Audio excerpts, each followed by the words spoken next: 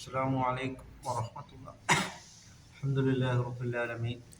الصلاة والسلام على أشرف المرسلين وعلى آله وصحبه وسلم.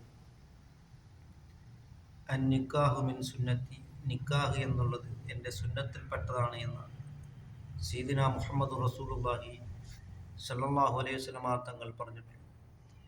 ഇന്നത്തെ ആധുനിക സമൂഹത്തിൽ നിക്കാഹിൻ്റെ പേരിൽ ആർഭാടങ്ങൾ പിന്തുടരുകയും പലരും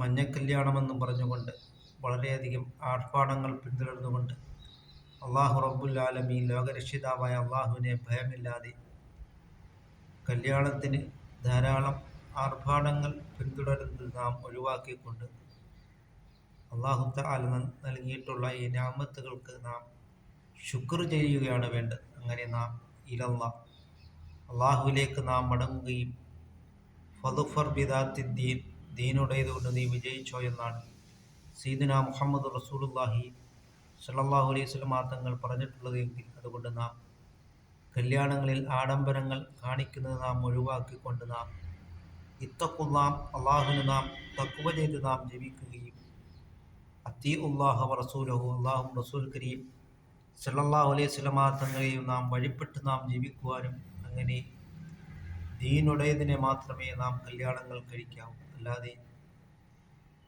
അനാവശ്യമായിട്ടുള്ള ദീനില്ലാത്തതിൻ്റെ പേരിൽ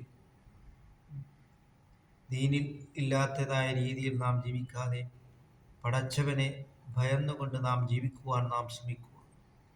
അല്ലാഹു തആല നമ്മുടെ എല്ലാ സൽക്കർമ്മങ്ങളും അല്ലാഹു തആല കബൂലാക്കുകയും ചെയ്യുമാറാകട്ടെ.